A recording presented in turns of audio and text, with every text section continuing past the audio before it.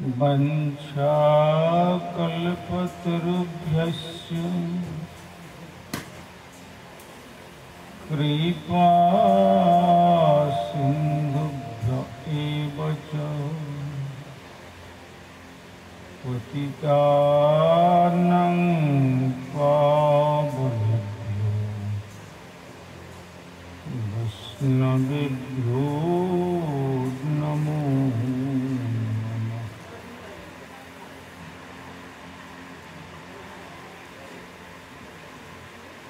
हे कृष्ण करुणा सिंधु दीनबंधो जगतपति गोपीश गोपिका कंतो राधकंतो नमस्ते। तप्त कांचन गौरांगी राधे वृंदावनेश्वरी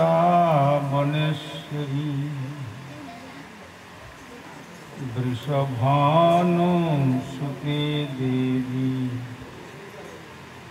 प्रणमामि हरिप्रिये।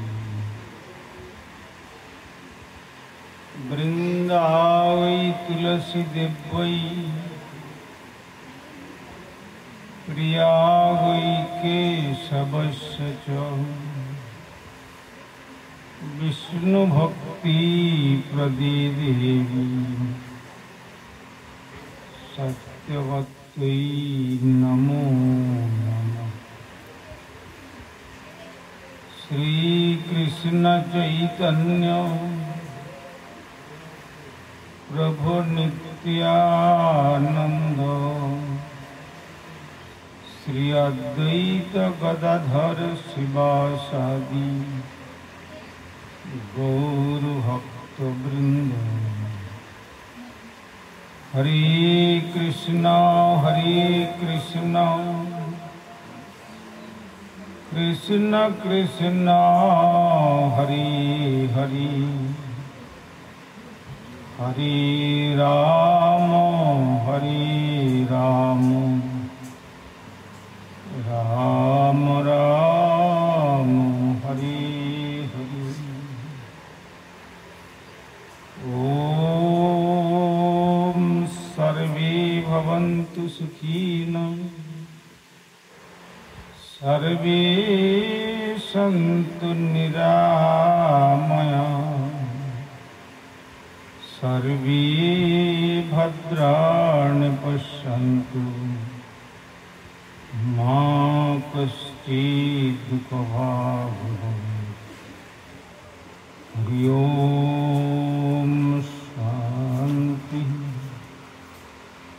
ओम शांति ओम शांति।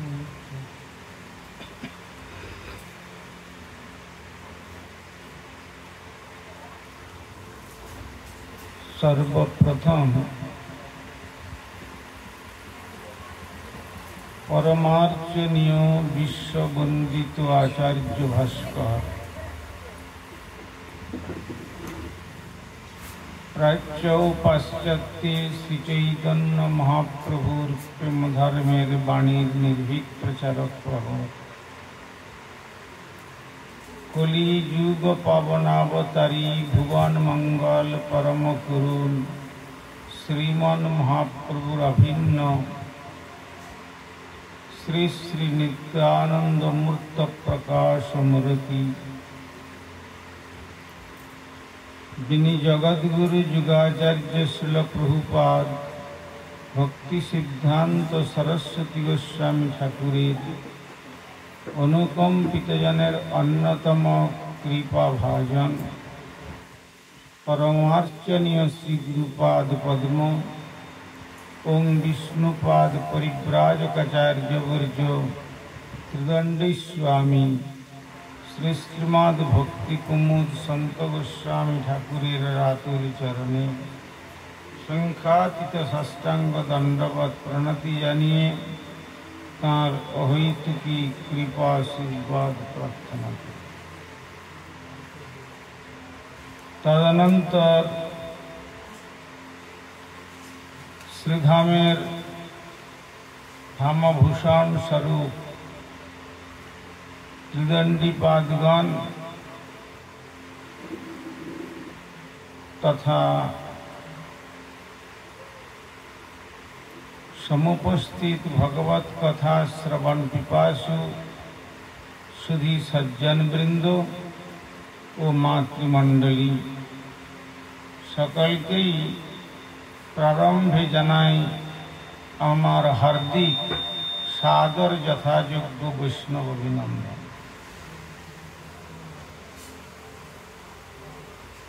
আজকের এই মেদিনীপুর জেলার এক প্রান্তে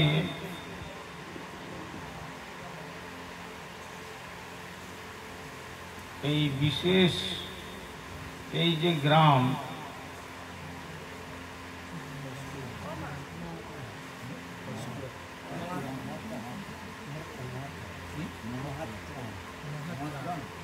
এই মহাত্রাণ গ্রামে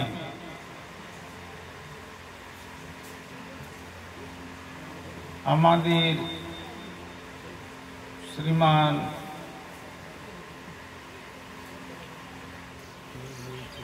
নির্মল কৃষ্ণ দাস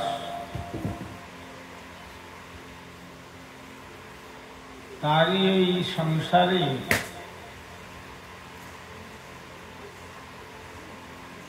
একটি নবজাতকের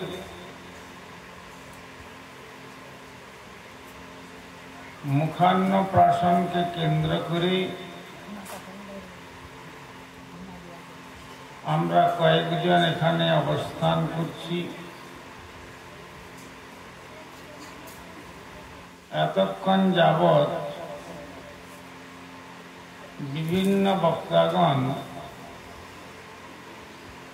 তারা ভাগবতী কথা কীর্তন করে আমাদের শ্রবণের সুযোগ প্রদান করেছিলেন।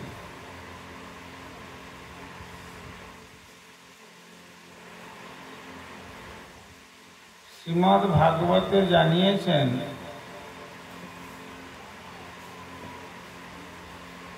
এতাবৎ জন্ম সাফল্যম দেহিনাং ইহ দেহিষু প্রাণের অর্থের ধিয়া বাচা শ্রেয় আচরণম সদা।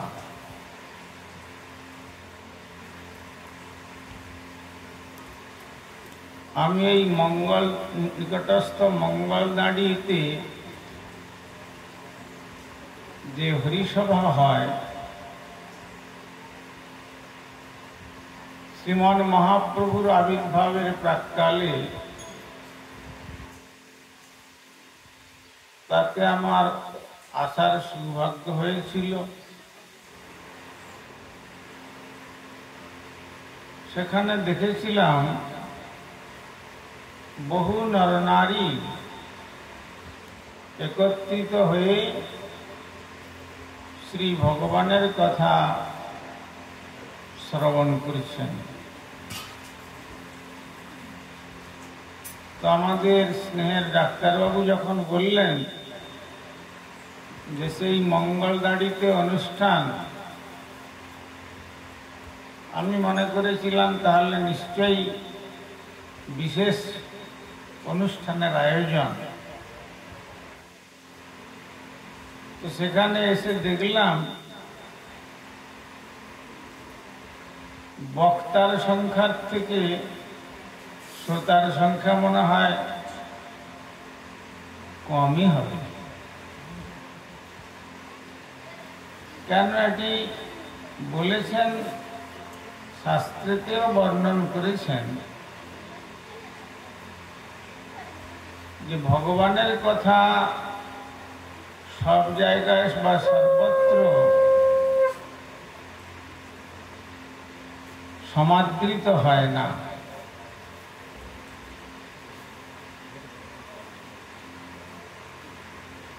শ্রীমদ্ ভগবদ গীতাতে শ্রী ভগবান কুরুক্ষেত্রের রণাঙ্গনে দাঁড়িয়ে গম্ভীর স্বরে ঘোষণা করছেন, অর্জুন, মনুষ্যানাং সহস্রেষু কশ্চিৎ যততি সিদ্ধয়ে যততামপি সিদ্ধানাং কশ্চিৎ মাং বেত্তি তত্ত্বত। হাজার হাজার মানুষের মধ্যে কদাচিৎ কেউ একজন আমাকে পাওয়ার জন্য যত্নশীল হবেন, আবার হাজার হাজার যত্নশীল ব্যক্তির মধ্যে কদাচিৎ কেউ আমাকে জানতে পারবেন।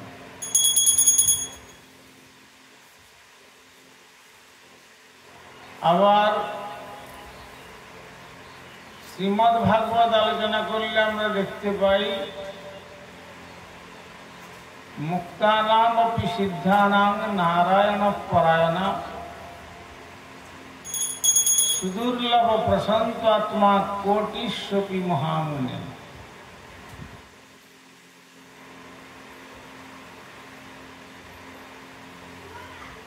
কথায় বলে না, কোটিতে গোটি, সেই কথাই ভাগবত নির্দেশনা দিচ্ছেন। এই মুক্তগণের মধ্যে ভগবত পরায়ণ ব্যক্তি সুদুর্লভ, শুধু দুর্লভ নয়, সুদুর্লভ। কোটি কোটি ব্যক্তির মধ্যে কদাচিৎ একজনকে পাওয়া যায়। আবার শ্রী ভগবান তার প্রিয় বাহন গরুড়কে বলছেন, ব্রাহ্মণানাং সহস্রেভ্যো সত্রজাজি বিশিষ্যতে সত্রজাজি সহস্রেভ্যো সর্ববেদান্ত পারগা সর্ববেদান্তবিদ কোট্যা বিষ্ণুভক্ত বিশিষ্যতে বৈষ্ণবানাং সহস্রেভ্যো একান্তি एको বিশিষ্যতে। তাহলে ভাবুন,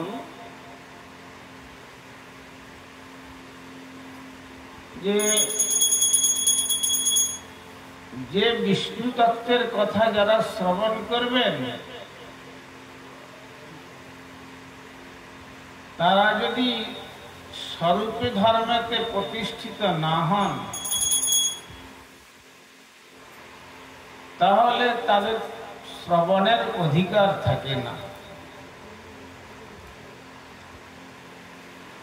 প্রথম অধিকারের প্রারম্ভিক জীবন হলো তাকে ব্রাহ্মণতা অর্জন করতে হবে। এটা হচ্ছে প্রাথমিক স্তর। কেননা ব্রাহ্মণানাং সহস্রেভ্য, প্রথমেই বললেন ভগবান গরুড়কে, সহস্র সহস্র ব্রাহ্মণের থেকে একজন সত্রযাগী ব্রাহ্মণ শ্রেষ্ঠ, মানে সাগ্নিক বিপ্র। যারা ব্রাহ্মণ তারা প্রত্যহ সকালবেলা বিষ্ণু যজ্ঞ করেই তারপরে তারা জলগ্রহণ করবেন। সহস্র সহস্র ব্রাহ্মণের থেকে একজন সেই রকম সাগ্নিক বিপ্র শ্রেষ্ঠ। আবার সত্রযাগী সহস্রেভ্য সর্ববেদান্ত পারগা। এইরকম হাজার হাজার সাগ্নিক বিপ্র অপেক্ষা একজন বৈদান্তিক ব্রাহ্মণ শ্রেষ্ঠ। কেননা যিনি বেদ অধ্যয়ন করে জানতে পেরেছেন যে বেদের প্রতিপাদ্য বিষয় হচ্ছেন সর্বাবতারী লীলা পুরুষোত্তম ভগবান ব্রজেন্দ্রনন্দন শ্রীকৃষ্ণ, এটি জেনেছেন। তাকে বলেছেন বৈদান্তিক ব্রাহ্মণ। আর সর্ব বেদান্ত বিকটিয়া এইরকম হাজার হাজার কোটির মধ্যে একজন বিষ্ণু ভক্ত বৈষ্ণব শ্রেষ্ঠ। আবার এই রকম বৈষ্ণব যারা গৃহীত বিষ্ণু দীক্ষা কো বিষ্ণু পূজা পরণর বৈষ্ণব অভিহিত অভিজ্ঞ ইতরে অস্মাৎ অবৈষ্ণব। যারা বৈষ্ণব কারা? যেমন ব্রাহ্মণের ঘরে সন্তান জন্মগ্রহণ করলে সে শূদ্র সন্তানই জন্মায়, যতক্ষণ পর্যন্ত তার দ্বিজত্ব প্রাপ্ত না হচ্ছে। সেই জন্য বলেছেন জন্মনা জায়তে শূদ্র সংস্কারাৎ দ্বিজ উচ্যতে, বেদ পাঠাৎ ভবেদ বিপ্র ব্রহ্ম জানাতি ইতি ব্রাহ্মণ। তাহলে যে কুলেই জন্মগ্রহণ করুক না কেন সে শূদ্র হয়েই জন্মগ্রহণ করে। সংস্কারের পরে তার দ্বিতীয় জন্ম হয় বলে তাকে বলা হয় দ্বিজ। আর দ্বিজত্ব লাভ করবার পর বেদ পাঠে অধিকার আসে, তখন তাকে বলা হয় তিনি বিপ্র। আর যখন ব্রহ্মতত্ত্ব সম্বন্ধে তিনি অবগত হন তাকে বলা হচ্ছে তিনি প্রকৃত ব্রাহ্মণ। সেই ব্রাহ্মণ সহস্র সহস্র ব্রাহ্মণ থেকে সাগ্নিক বিপ্র, আবার সহস্র সহস্র সাগ্নিক বিপ্র থেকে বৈদান্তিক ব্রাহ্মণ, আবার কোটি কোটি বৈদান্তিক ব্রাহ্মণ অপেক্ষা একজন বিষ্ণু ভক্ত শ্রেষ্ঠ, আবার সহস্র সহস্র বিষ্ণু ভক্ত অপেক্ষা একজন শুদ্ধ ভগবত ভক্ত বৈষ্ণব শ্রেষ্ঠ। কেন? যেহেতু কৃষ্ণ ভক্ত নিষ্কাম, অতএব শান্ত, ভুক্তি মুক্তি সিদ্ধি কামী সকলই অশান্ত। যারা ভোগের জন্য নিজের জীবনকে আহুতি দিচ্ছেন তারাও অশান্ত। যেন মরীচিকার পশ্চাতে জল ভ্রম করে দৌড়ে যাচ্ছে, কিন্তু মরীচিকাতে আর জল পাওয়া যাবে না, অবশেষে পিপাসার্থ হয়ে সে হরিণের ওই মরুভূমিতেই মৃত্যু হয়। তেমনি যারা এই ভোগের জন্য জগতের মধ্যে নিজের সুখ স্বাচ্ছন্দ্যের অন্বেষণ করতে গিয়ে বাল্যকাল থেকে জীবনটিকে জীবনের শেষ মুহূর্ত পর্যন্ত নিয়োজিত করলেন, সুখ তো পেলেই না, ওদি কিন্তু ওই মরীচিকাতে জলভ্রমের ন্যায় তার মৃত্যু দশায় এসে উপস্থিত হয়। তাই এ জগতে কোনো সুখ বলে কোনো কথা নাই। সেই জন্য শ্রী ভগবান গীতাতে বললেন অনিত্যম অসুখম লোকম ইমং প্রাপ্য ভজস্ব মাম। নিজের দিকে অঙ্গুলি নির্দেশ করে ভগবান শ্রীকৃষ্ণ কুরুক্ষেত্রের রণাঙ্গনে শ্রীমদ্ ভগবদ গীতারূপী অমৃত, তার যে উপদেশামৃত, সেখানে বললেন যে দেখো অর্জুন, জেনে রেখো এই জগৎটা অনিত্য, টেম্পোরারি অ্যান্ড ট্রানজিটরি, দুদিনের জন্য ধ্বংসশীল। অসুখম লোকম, এই লোকেতে সুখ নেই, সকলেই দুঃখ ভারাক্রান্ত।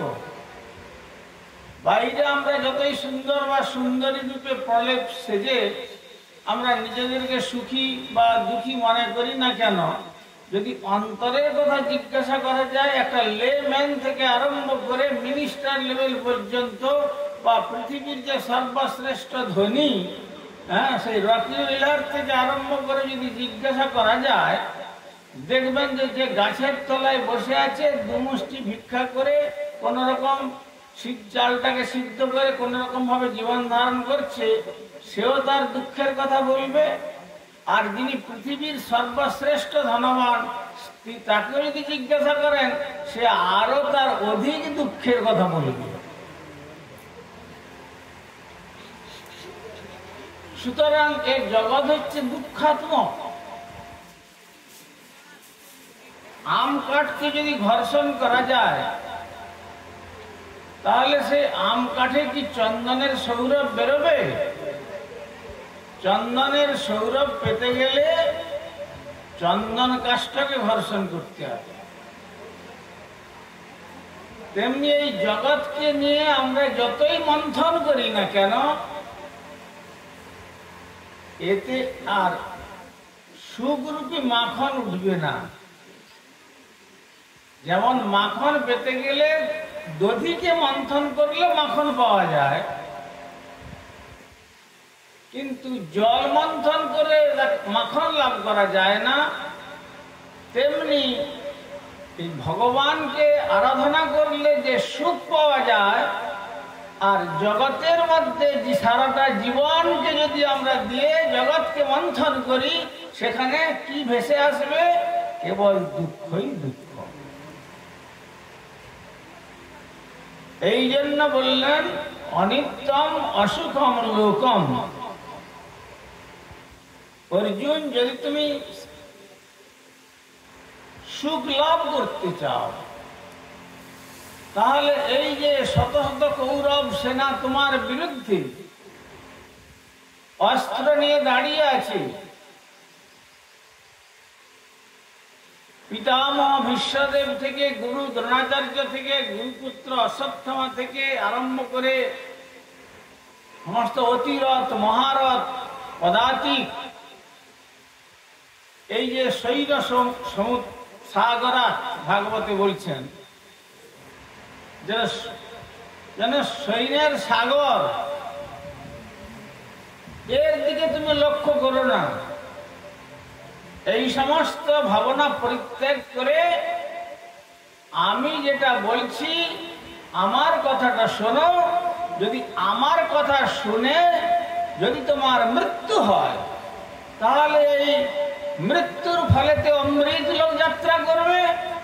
আর যদি তুমি এদেরকে মেরে ফেলতে পারো, তাহলে এই জগতের সুখ ভোগ করবে।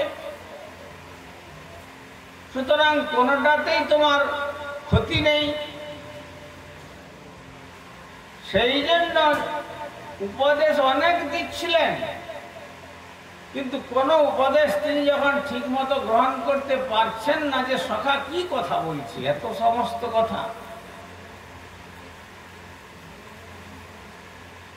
তখন তিনি বললেন যে কার্পণ্য দোষ উপহত স্বভাব পৃচ্ছামি ত্বাং ধর্ম সংমূঢ় চেতা।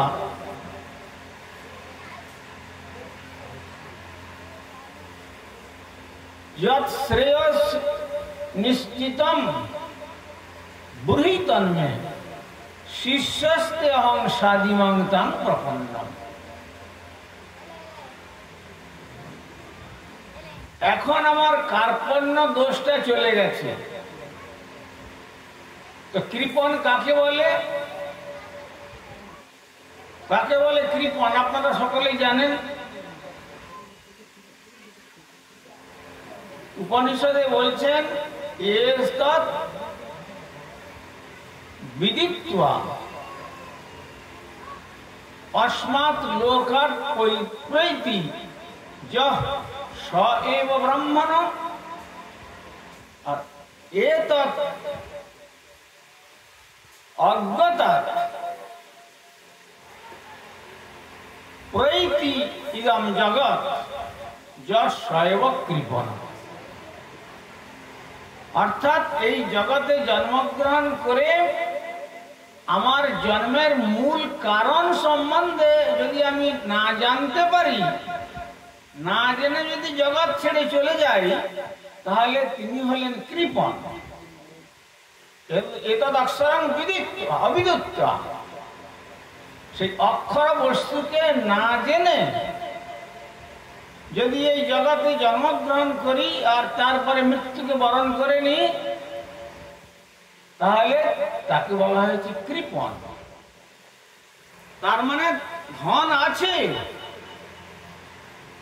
কিন্তু সেটিকে সে সংগ্রহ করবার চেষ্টা করিল না। কেন? স্বরূপে সবার হয় গোলকেতে স্থিতি, সকলেরই নিত্য গৃহ হচ্ছে গোলক বৃন্দাবন। তো সেই গোলক বৃন্দাবনে ফিরে যাওয়ার সন্ধান যারা করলেন না, কেবল এই সংসার রূপী মায়ার চক্রের মধ্যে পুনরপি জননম পুনরপি মরণম পুনরপি জননী জঠরে শয়নম ইতি সংসারে স্ফুটতর দোষ কথমীয় ভাব তব সন্তোষ ভজ গোবিন্দম ভজ গোবিন্দম ভজ গোবিন্দম মূঢ়মতি। আচার্য শঙ্কর বললেন যে কেবল জন্ম আর মৃত্যু, এই যে মনুষ্য জনিতে আমরা জন্মলাভ করেছি, এই মনুষ্য জনিতে জন্মগ্রহণের পূর্বে, এই রকম জন্মগ্রহণের পূর্বে 84 লক্ষ জনি আমাদের পরিভ্রমণ করতে হয়েছে। তারপরে এমন সুন্দর নরতনু আমরা লাভ করেছি। কিসের জন্য? শ্রী ভগবানকে লাভ করার জন্য। আর সেই ভগবানকে লাভ করার মতো মন, বুদ্ধি, বিবেক, চোখ এবং ইন্দ্রিয়ের শক্তি সব আমাদেরকে ভগবান দিয়েছেন। শুধু তাই নয়, ভগবান তার নিজের মতো রূপ দিয়েও আমাদেরকে সৃষ্টি করেছেন। ভগবানের কি রূপ? তার বহু রূপ, কিন্তু তার মূল রূপ হচ্ছেন আমাদের প্রেমের ঠাকুর শ্রী চৈতন্য মহাপ্রভু জানিয়ে দিলেন, গোপবেশ, বেণুকর, নবকিশোর, নটবর, নরবপু তাহার স্বরূপ। তার স্বরূপটি হল নবকিশোর এবং বংশীধারী এবং নরবপু। তো সেই নরকুলে জন্মগ্রহণ করেও, এমন সুন্দর সুযোগ পেয়েও যারা আমরা হরিভজন করতে না পেরে আমরা এই কেবল জগতে এলাম আর আহার আদি করলাম, স্ফূর্তি করলাম, ভোগ করলাম, আর একদিন এই পাঞ্চভৌতিক দেহটাকে ছেড়ে দিয়ে চলে গেলাম। এর সঙ্গে আর পশু জীবনের সঙ্গে পার্থক্য কি? আহার নিদ্রা ভয় মৈথুনঞ্চ সামান্য এতৎ পশুভীর নরাণাম। শাস্ত্রে বলছেন আহার নিদ্রা ভয় এবং সন্তান সন্ততি বংশ বিস্তার। এ তো পশু ধর্মও তো রয়েছে। এর জন্য কোনো ট্রেনিং বা স্কুল, কলেজ বা ইউনিভার্সিটির প্রয়োজন হয় না। এ পূর্বজন্মের সংস্কার অনুসারেই এই 4টি কর্মজীব করতে পারে। কিন্তু ধর্মই তেষাম অধিক বিশেষ। ধর্মটাই হলো অনুশীলন করা, এইটাই হলো অধিক বৈশিষ্ট্যপূর্ণ। কেন? ধর্ম রক্ষতি রক্ষত। আপনি যদি আপনার ধর্মকে রক্ষা করেন, তাহলে ধর্ম আপনাকে রক্ষা করবে। অর্থাৎ যদি আপনি আপনার ধর্ম স্বরূপের ধর্ম প্রতিপালন করেন, তাহলে অন্তিম লগ্নে শ্রী ভগবান আপনার কেশাকর্ষণ করে সুবর্ণ বিমানে চড়িয়ে সেই গৌর নিত্যানন্দের গোলক বৃন্দাবন ধামেতে আপনাদের পৌঁছে দিবেন। আর যদি সেই ধর্ম যদি প্রতিপালন না করেন, তাহলে তার জন্য যমদূতগণ আসবে। 84 লক্ষ যোজন যে নরকুণ্ড, সেই নরক যন্ত্রণা ভোগ করাবে। সেই জন্য বলছি যে আজকের যে একটি আত্মা যেটি কয়েক মাস আগে জন্মগ্রহণ করেছে, তার উদ্দেশ্যে এই মনুষ্য জন্মেই সংস্কার আছে। সেই গর্ভাধান সংস্কার থেকে আরম্ভ করে মৃত্যুর পরে অগ্নি সংস্কার পর্যন্ত প্রতিটি সংস্কারে জানবেন যে ভগবানের সঙ্গে সম্বন্ধ যুক্ত করে রেখেছে বৈদিক শাস্ত্র। তাই গর্ভাধান সংস্কার যখন তার আগে যখন দাম্পত্য জীবনে প্রবেশ করছেন, সেই সংস্কারের মধ্যেও শালগ্রামকে নিয়ে যেতে হয়েছে, তুলসীকে নিয়ে যেতে হয়েছে, বেদ মন্ত্র সাক্ষী থাকছেন, ব্রাহ্মণ সাক্ষী থাকছেন, সূর্য চন্দ্র গ্রহ নক্ষত্র তারকারাজি সাক্ষী থাকছেন, 10 দিকপাল সাক্ষী থাকছেন যে আমি সংসার ধর্ম প্রতিপালন করার জন্য যাচ্ছি, তাই তো। আর যদি সেখানে সংসার ধর্ম প্রতিপালনের পূর্বে পশু ধর্ম প্রতিপালন হয়ে যায়, সেখানে তো আর ধর্ম আপনাকে রক্ষা করবে না। তাই ভগবানের আর যখন সে জন্মগ্রহণ করে, তখন গর্ভবাসে যে কি প্রকার কষ্ট, শ্রীমদ্ ভাগবত পঞ্চম স্কন্ধ যদি আপনারা আলোচনা করেন দেখবেন, সেখানে মাতৃগর্ভে ঊর্ধ্ব পদে হেঁট মুন্ডে আর নাড়ির বন্ধনে রক্ত মাংস ক্লেদ পুজ রক্ত মলের ভান্ডার মূত্রের ভান্ডার, তার মধ্যে আবার কৃমি কীটের ভান্ডার।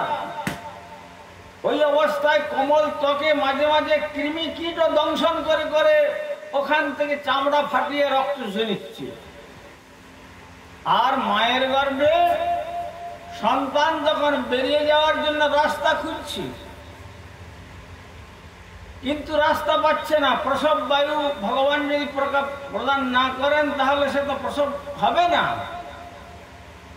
তো কিন্তু মা মনে করলো যে ছেলেটা আমার গর্ভে সাড়া দিচ্ছে, মাথা তুলছে, স্বাদে নয়, সুখের জন্য নয়। মধুসূদন স্তোত্রতে বলছেন গর্ভবাসং মহা দুঃখম, গর্ভটা মহা দুঃখের। কিভাবে তার মধ্যে যে 10 মাস কত কষ্টে তাকে থাকতে হয়, সে তাই প্রার্থনা করে, হে বিপদ ভঞ্জন মধুসূদন, তুমি আমাকে এবারের মতো এই গর্ভের থেকে একটুকু ত্রাণ করে দাও। আমি কথা দিচ্ছি জন্মগ্রহণ করার পরে তোমার পাদপদ্ম ভজন করব। কিন্তু পদকর্তা কি বলছেন? ওগো ভজিব বলিয়া এসে সংসার ভিতরে ভুলিয়া রহিলে তুমি অবিদ্যার ভরে। ভোজে বলে তুমি কথা দিয়ে এসেছিলে মাতৃগর্ভে। কোন কোন সৌভাগ্যবান জীবকে ভগবান তার আর্তনাদ শুনলে জ্যোতিরূপে মায়ের গর্ভে একবার দর্শন দিয়ে সরে যান। আর ওই রূপ দর্শন করে তার মনে শান্তি হয়, তখন সেই সন্তান সেই তার প্রসবের রাস্তা খুঁজে পায়। আর তখন ওই যে ভগবান জ্যোতিরূপে দর্শন দিলেন, তার ওই দিব্য রূপ দর্শন করে সে ধ্যানস্থ হয়ে তার স্মরণ করতে থাকে। আর স্মরণ করতে করতে যখন ভূমিষ্ঠ হয়, কিন্তু জগতের মানুষ কি করে? কেবল কাঁদাতেই জানে। জগতের মানুষ হাসাতে জানে না, ও যখন তার ধ্যান করতে করতে চোখ বন্ধ করে স্বাভাবিক ভূমিষ্ঠ হয়, তখন এদের সকলের চোখে তখন জল এসে যায়। কেন কাঁদছে না কেন ছেলেটা? আরে ওকে কাঁদানোর চেষ্টা করো। দেখুন, ওই স্মৃতি ভঙ্গ করবার চেষ্টা করলো। কেউ বলছে গরম জল নিয়ে এসো, কেউ বলছে ঠান্ডা জল নিয়ে এসো, কেউ বলছে একটু ভালো করে ওর মুখে একটুখানি চাপ দাও, কেউ বলছে ওর মুখে একটু ফু দাও, কেউ বলছে নিতান্ত না হলে ডাক্তার নিয়ে এসো, ইনজেক্ট করো, না হয় অক্সিজেন স্টার্ট করে দাও। যেভাবে হোক চেষ্টা করে কাঁদাবার জন্য। আর সেই স্মৃতি দূরে সরে যায়, তখন সন্তানটি মা বলে যখন কাঁদতে থাকে, মা মানে আমি এটা কোথায় এলাম, সংস্কৃতে মা শব্দের অর্থ হচ্ছে নেগেটিভ শব্দ। মা মানে না, আমি কোথায় এলাম, এ তো দেখছি কাঁদাচ্ছে আমাকে। তাই কবিও বলেছিলেন, যে কি বলেছিলেন, যে এই জগতের মানুষ তোমাকে প্রথম থেকে কাঁদাতেই জানে, আর মৃত্যুর শেষ মুহূর্ত পর্যন্ত তোমার ক্রন্দনই করতে হবে।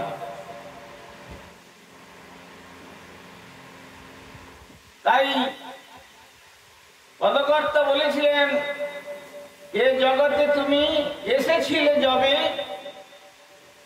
কেঁদেছিলে তুমি, হেসেছিল সবে। তোমাকে কাঁদিয়ে এরা সকলে হেসেছিল। এমন জীবন তুমি করিবে সাধন, মরণে হাসিবে তুমি, কাঁদিবে ভুবন। যখন সেই রকম মৃত্যু হবে, মরণমঙ্গলম, ভগবান শ্রী গৌর গোবিন্দের পবিত্র নাম কীর্তন করতে করতে, স্মরণ করতে করতে যদি তুমি তোমার এই দেহটিকে ছাড়তে পারো, তখন সুবর্ণ বিমান নিয়ে বিষ্ণুদূতগণ আসবেন, আর বিমানে বসে তুমি হাসতে হাসতে গৌর গোবিন্দের পাদ পদ্ম গোলক বৃন্দাবন যাত্রা করবে। আর যারা যেতে পারলো না, যারা তোমাকে কাঁদিয়েছিল, তারা এখন তোমার জন্য চোখের জল ফেলবে। তখন তোমাকে কাঁদিয়েছিল, এখন তুমি হাসতে হাসতে চলে যাচ্ছ ভগবত ধাম, যদ্গত্বা ননিবর্তন্তে তদ্ধাম পরমং মম। আর এখন এরা যেতে পারলো না, এরা যাওয়ার মতো পাথেয় সংগ্রহ করে নাই। সুতরাং সে ওই পথে যেতে গেলে তো পাথেয় দরকার। একজন ভক্ত মাকে উপলক্ষ করে বলছেন, যাদের হাতে পয়সা ছিল তারা তো মা পারে গেল, এ অধম রইল পড়ে, দয়া করে নে মা তুলে এ অধম সন্তানের। অর্থাৎ যারা এই মনুষ্য জীবন লাভ করে সাধন ভজন করে কিছু পাথেয় সংগ্রহ করেছিল, বাস তারা সেই পাথেয়কে অবলম্বন করেই শ্রী ভগবত ধাম, আমাদের নিত্য গৃহ, পার্মানেন্ট রেসিডেন্ট, সেখানে সে চলে গেল। কিন্তু আমি তো পড়ে থাকলাম, মা গো তুমি দয়া করে তোমার বলে আমাকে একটু স্থান দাও। কিন্তু এখন শেষ সময় বললে তো হবে না। তাই যে কথা শুনেছিলেন, যারা ভক্ত গৃহেতে জন্মগ্রহণ করেন, শ্রী ভগবান বলছেন, সাধক যখন সাধন করতে করতে কোন ক্রমে পথভ্রষ্ট হয়ে যান, শুচিনাং শ্রীমতাং গৃহে যোগভ্রষ্ট অভিজায়তে। শুচি এবং পবিত্র বর্ণের গৃহেতে সেই যোগভ্রষ্ট ব্যক্তি জন্মগ্রহণ করে। আর তার ফলে কি হয়, সেই গৃহে জন্মগ্রহণের দরুন সকাল থেকে সন্ধ্যা পর্যন্ত ভগবত সম্বন্ধে কখনো হচ্ছে মঙ্গলারত্রিক, কখনো হচ্ছে অর্চন আরত্রিক, কি ভগবানের অর্চন, ঘণ্টা শঙ্খধ্বনি, আবার কখনো ভগবানের ভোগরাগ, ভোগ আরত্রিক, তারপরে কখনো শয়ন, আবার জাগরণ, তারপরে আবার অপরাহ্নে তাকে তার ব্যবস্থা, সেবার ব্যবস্থা, আবার সন্ধ্যায় সন্ধ্যারত্রিক, আবার সন্ধ্যায় আরত্রিকের পরে গীতা ভাগবত পুরাণ আদি পাঠ, এই তার আর সংকীর্তন, এই মুখে জীবনযাপন করতে করতে শুরু থেকেই সে আবার যতদূর এগিয়েছিল বিগত জন্মে, তার পরের স্টেজ থেকে আবার এগোতে থাকে। জগতে যদি আপনি পিএইচডি করে, এমএ পিএইচডি করে যদি আপনি মারা যান, তারপরে যদি ধরুন আপনি আবার মানবীর গর্ভে মানব হয়ে জন্মগ্রহণ করলেন, কিন্তু আপনাকে আবার ইনফ্যান্ট ক্লাস থেকে পড়তে হবে, আপনার এমএ ক্লাসের বা পিএইচডির কোনো সেন্স থাকবে না, কোনো নলেজ থাকবে না। কিন্তু ভগবান কি বলছেন? পার্থ নৈমেয় নামত্র বিনাশস্য বিদ্যতে নহি অকল্যাণ কৃৎকস্তি দুর্গতিং তাদগচ্ছতি। আমাকে যে একবার শরণাগত হলো আর তার কখনো ডাইভার্সন হবে না, তার প্রমোশনই হতে থাকবে পরপর। এইভাবে জন্মগ্রহণ করতে করতে সেখানে পৌঁছে যাবে। তাই আজকে যে আত্মাটি জন্মগ্রহণ করেছে, নিশ্চয়ই সৌভাগ্যবান বা সুকৃতিবান গৃহের ভক্ত গৃহেতে জন্ম হওয়ার দরুন সে কি হবে, যে একটা এনভায়রনমেন্ট, একটা যে পরিবেশ, ভক্ত পরিবেশ, তাকে সর্বদা গাইড করবে, ফলে তার ভক্ত হওয়ার সুবিধা হবে। এই যেমন ধরুন আজকের দিনেতে তার অন্নপ্রাশন অনুষ্ঠান করছেন, শ্রী ভগবানকে নিয়ে এসে ভগবানের ভোগ দিয়ে, ভগবানের প্রসাদ নিয়ে আর ভগবানের চরণামৃত দিয়ে ওম প্রাণায় স্বাহা, অপানায় স্বাহা, সমানায় স্বাহা, ব্যনায় স্বাহা আর সমানায় স্বাহা, এই পঞ্চ প্রাণে 5 বার শ্রী ভগবানের উদ্দেশ্যে প্রসাদ তার জিহ্বাতে প্রথম দেওয়া হল। তার মানে কি, সেখানে ভগবানকে সাক্ষী করে তিনি এইটাই ঠিক করে দিলেন যে যখন সন্তান জন্মগ্রহণ করে তখন তার মুখে মধু দেওয়া হয়, মধুবাত আর ইতায়তে মধুস্করন্তি সিন্ধব, যেন এই মুখ দিয়ে মধুর শব্দ, মধুর ধ্বনি যেন নিরন্তর কীর্তিত হয়। ঋগ্বেদে বলেছেন বাচং বদত ভদ্রয়া, যদি কথা বলতে হয় তাহলে ভদ্র কথা বল। এমন কথা আছে যে আমি যদি আপনাকে ধনুক দিয়ে সর্বিদ্ধ করি আপনার মুখে, কিছুক্ষণ ব্যথা লাগবে, তারপরে ওই ব্যথাটা চিকিৎসার দ্বারা সেরে যাবে।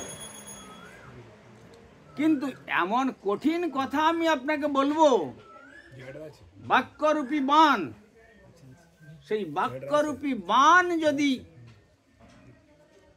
কারো হৃদয়ে বিদ্ধ হয়, মৃত্যু পর্যন্ত ওই বাণের ব্যথা থেকে আমরা নির্বাপিত, উপশম হতে পারি না।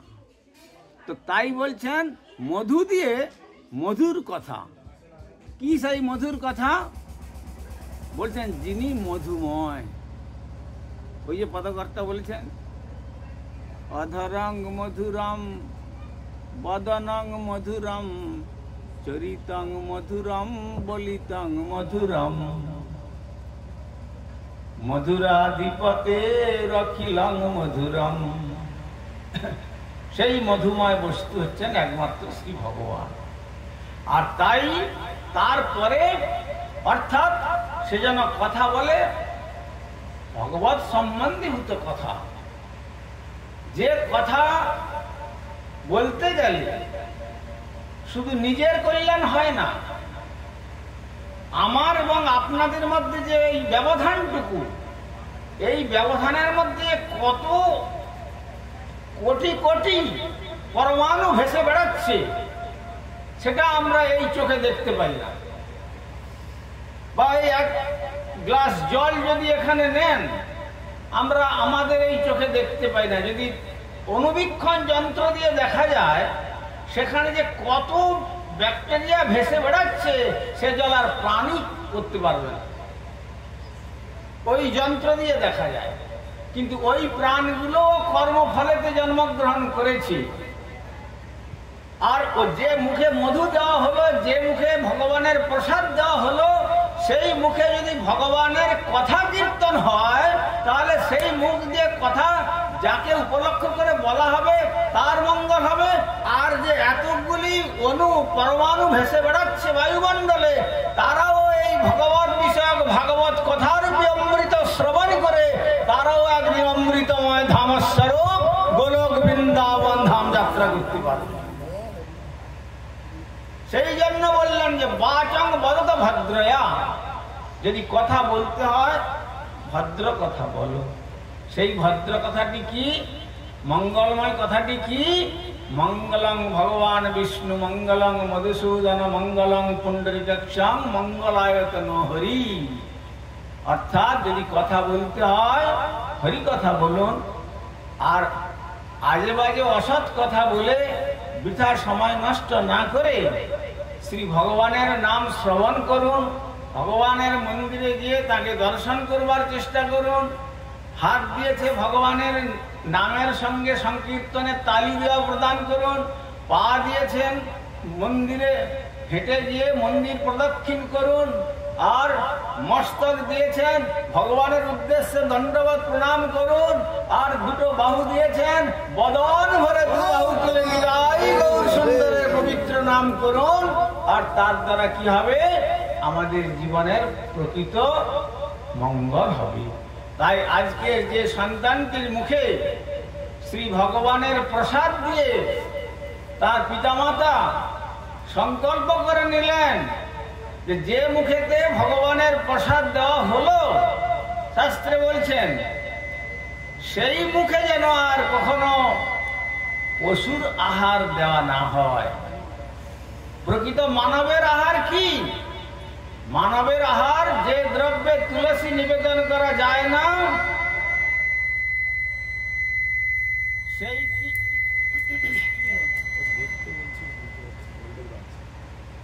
তো যে দ্রব্যে তুলসী অর্পণ করা যায় না, সেই বস্তু সব পশু আহার। আর যে দ্রব্যেতে তুলসী অর্পণ করা যায় সেইটি হচ্ছে মানবের আহার। দেখুন, পশু তার আহার সম্বন্ধে সচেতন। একটা হরিণকে যদি আপনি একটা ছাগল মেরে দেন যে তুই এটা খা, সে খাবে? খাবে না। সে বলবে আমার জন্য প্রকৃতি সুন্দরী, কত সুন্দর সুন্দর তৃণ ঘাস কত কিছু রেখেছে, এটা আমার আহার। একটা বাঘকে যদি আপনি ঘাস দেন খেতে খাবে? সে বলবে যদি আমি এক মাসে একটা আহার পাই, আমি আমার আহার্য আমি গ্রহণ করব, আমি অপরের আহার্য গ্রহণ করব কেন? সে গ্রহণ করবে না। সুতরাং পশু তার আহার সম্বন্ধে সচেতন। আর কিন্তু মানুষকে যদি বলা যায় ভাই তুমি নিরামিষ খাও তো, একটু ভগবানের প্রসাদ ভোজন করো, ওরে বাবা সে কি করে সম্ভব? এ তো সম্ভব নয়। তাহলে ওটা তো পশুর আহার। তাহলে পশুর আহারও মানুষ গ্রহণ করবে, আবার মানুষের আহারও মানুষ গ্রহণ করবে। তাহলে তুমি মানুষ না পশু? সেখানে শাস্ত্র বলছেন দ্বিপদ বিশিষ্ট নররূপী পশু। পেয়েছিলে তুমি মানুষ জন্ম, কিন্তু এখন নররূপী তুমি পশু হয়ে গিয়েছ। সুতরাং সেই পশুত্ব মোচন করার জন্যই শ্রী ভগবান গীতারূপী অমৃত পরিবেশন করেছিলেন। বেদব্যাস সুখদেব গোস্বামী চরণকে শ্রীমদ্ ভাগবত রূপী অমৃতম পরিবেশন করেছিলেন। তার সর্বশেষ কথা বলে গেছেন শ্রীনাম সংকীর্তনং যস্য সর্ব পাপ প্রণাশনং প্রণাম দুঃখ সমনস্তং নমামি হরিং পরম। এমন দুর্লভ জন্ম পেয়েছিলাম, নাম সংকীর্তন, যার নাম সংকীর্তন করলে আকাশ বাতাস প্রতিটি অনু পরমাণু ধূলিকণা সব পবিত্র হয়ে যায়। সর্ব পাপ প্রণাশনম, সমস্ত পাপ সমূলে বিনষ্ট হয়ে যায়। আর সে হে ভগবান শ্রীহরি, আমি তোমার শ্রী নাম স্মরণ করতে করতে এই দেহটিকে তোমার চরণ কমলে অর্ঘ্যরূপে নিবেদন করে জন্মমরণ মালা থেকে চিরনিস্তার লাভ করতে চাই, এই বলে নামের বন্দনা করে বেদব্যাস শ্রীমদ্ ভাগবত সমাপ্ত করেছেন।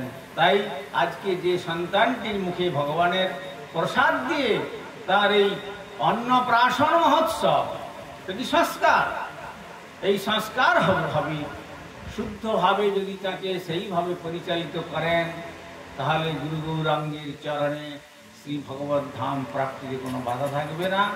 আর তা না হয়ে যদি আমরা সেই সংকল্প ভুলে গিয়ে আমরা যদি তাদের পশু আহার্য দিয়ে দিই, ডাক্তাররা বলবে মশাই আপনার শেষ অবস্থা, এখন কি আর নিরামিষ খেলে আপনি বাঁচবেন?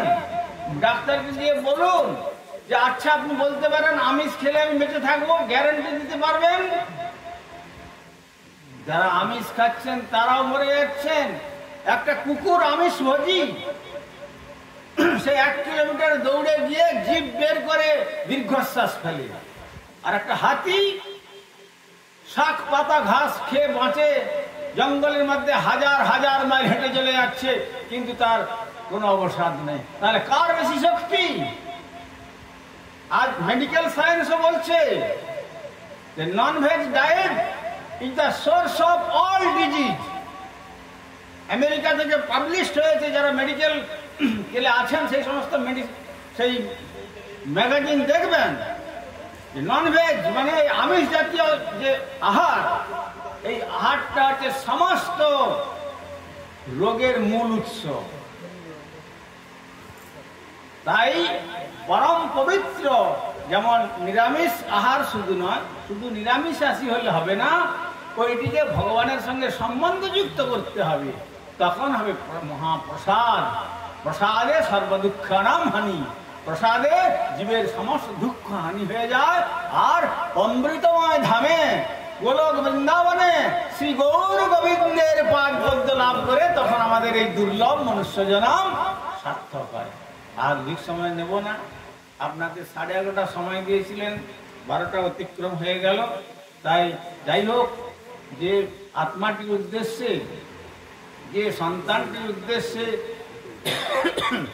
আজ এই ভগবানের কথার প্রসঙ্গ, অন্নপ্রাশন অনুষ্ঠানকে কেন্দ্র করে এই গৃহ স্বামী আয়োজন করেছিলেন, সেই সন্তানটির আত্মার উত্তরোত্তর ভগবত ধাম প্রাপ্তির দিকে তাদের জীবন উত্তরোত্তর বর্ধিত হোক, এই আশা আকাঙ্ক্ষা এবং দীর্ঘ জীবন লাভ করে শ্রী ভগবানের পাদপদ্ম ভজন করুক।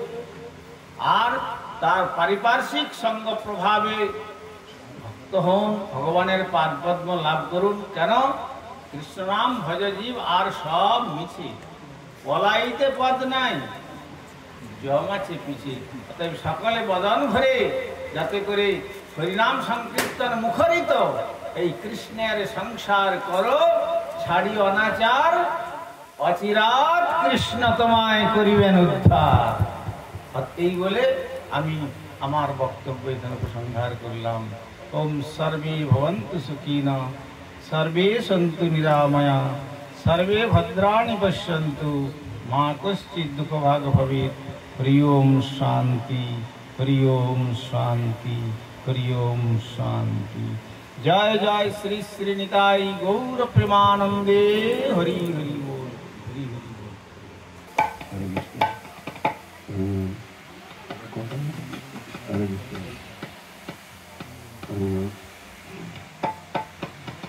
হরে কৃষ্ণ, হরি বল।